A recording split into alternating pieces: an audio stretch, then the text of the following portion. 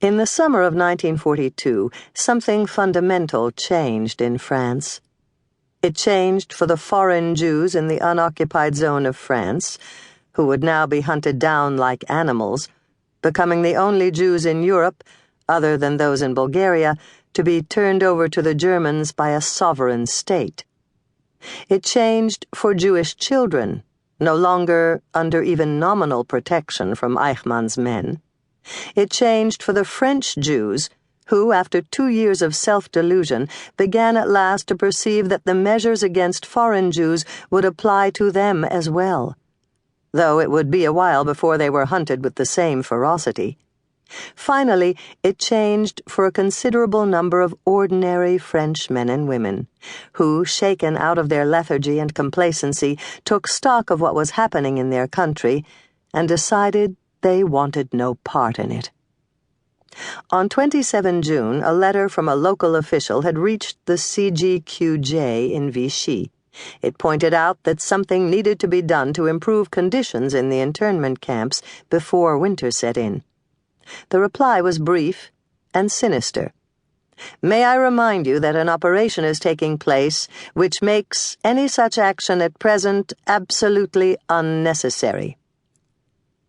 In Vichy, the German responsible for Jewish affairs was overheard asking Laval whether he intended to apply to the Jews in Vichy, France, the same measures we are using in occupied France, to which Laval apparently replied, "The only Jews we have are your Jews.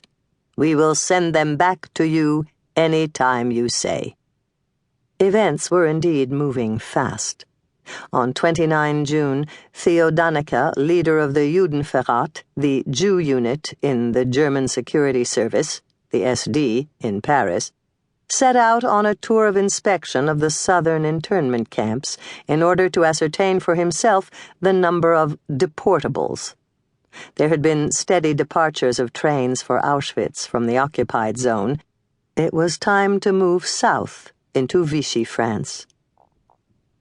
Disappointed to find that the numbers of Jews fell considerably below his earlier estimate of 40,000, he argued that the date for naturalization should be put back, and that anyone who had entered France after 1 January 1936 could now be considered foreign.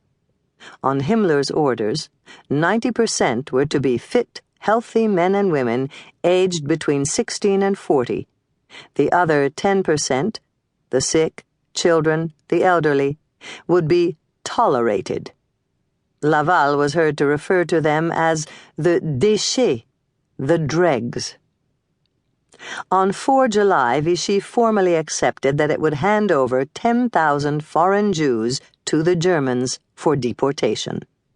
Bousquet told prefects to cancel all exit permits from the camps, as the plan was to rid your region totally of foreign Jews.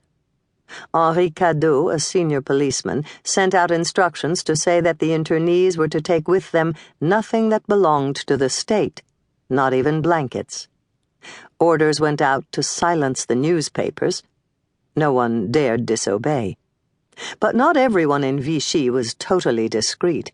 It did not remain secret for long that Fourcade, acting chief of police, had been heard to say that trains bound for Auschwitz carrying foreign Jews had been arranged for 6, 8, 10, and 12 August. Deportation fever had begun. Rumors were spreading around Gurs and Rivesaltes. There was talk of being taken to a Jewish settlement in Galicia, of factory work in Germany, even mention of a program of extermination in Poland, though it was generally agreed that this was far-fetched. "This is like Germany," the inmates told each other. "This is how it started." The Nîmes Committee had somehow continued to cling to the hope that the Vichy South would remain safe from German demands.